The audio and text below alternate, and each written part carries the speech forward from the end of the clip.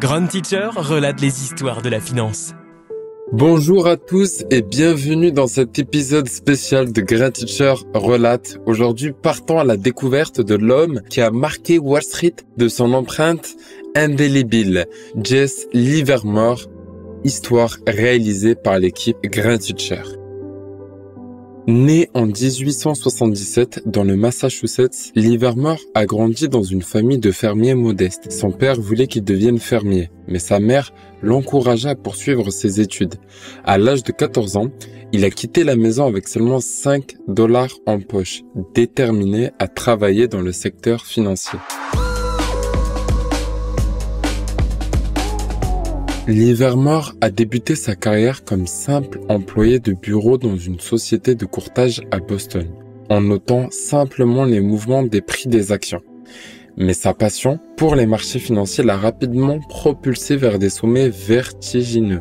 Déjà à 15 ans, il gagne ses premiers $1000 en pariant sur des petites variations des prix des actions.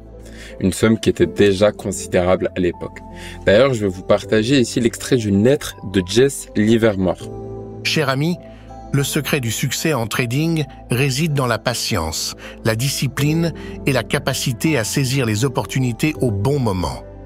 Son premier exploit majeur est survenu en 1907, lorsqu'il a réalisé d'énormes profits en pariant contre le marché juste avant le krach financier de cette année-là. D'ailleurs, c'est grâce à une certaine stratégie que nous verrons juste après qui lui a permis à cette année-là de réaliser plus d'1 million de dollars. Au fil des années, Livermore a affiné ses techniques de trading, développant des stratégies innovantes telles que le pyramiding, qui lui ont permis d'accumuler d'énormes richesses. Le principe du pyramiding reposait alors sur des ventes à découvert d'actions, juste avant que le marché s'écroule. C'est ce qui s'est passé en 1907, et ce qui lui a permis de devenir millionnaire par la suite et grâce aux profits réalisés.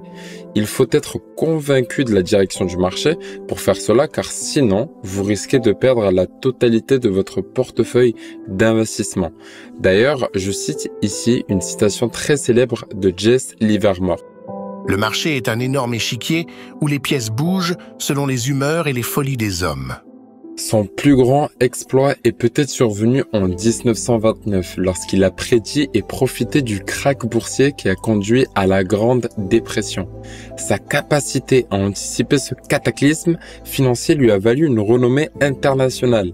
Il a amassé au total une fortune estimée à environ $100 millions, consolidant sa réputation comme l'un des plus grands traders de tous les temps.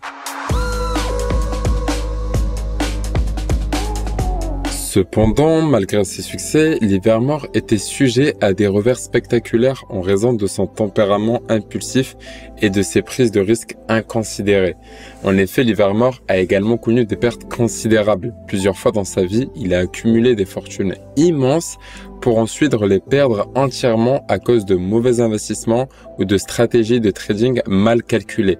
D'ailleurs, je cite l'une des citations les plus célèbres de Jesse Livermore. « Le plus grand ennemi d'un trader, c'est lui-même. » Par ailleurs, en 1915, après une série de mauvaises décisions, il se retrouve financièrement ruiné. Il rebondit par la suite, mais ses montagnes russes financières ont été une constante dans sa vie. Malheureusement, Jesse Livermore a également connu des tragédies personnelles. Il s'est marié 3 fois au cours de son existence et sa vie tumultueuse s'est terminée tragiquement par son propre choix. Il se suicide en 1940 à l'âge de 63 ans. Les pressions et les stress cumulés au cours de sa carrière ont eu un impact profond sur sa propre personne. Merci d'avoir écouté notre podcast sur Jesse Livermore. Il reste une figure emblématique, je dirais même une légende, malgré sa chute tragique. Son parcours complexe continue d'inspirer, d'enseigner aux investisseurs d'aujourd'hui. N'hésitez pas à nous suivre pour plus d'histoires inspirantes du monde de la finance. Partagez ce podcast avec vos amis et collègues et laissez-nous vos commentaires en privé. Et oui, et surtout, n'oubliez pas le petit cœur aussi en dessous de la vidéo. Cela ne fait pas de mal aussi. Et n'oubliez pas, dans le monde du trading, le succès et l'échec sont souvent séparés par un infime fil.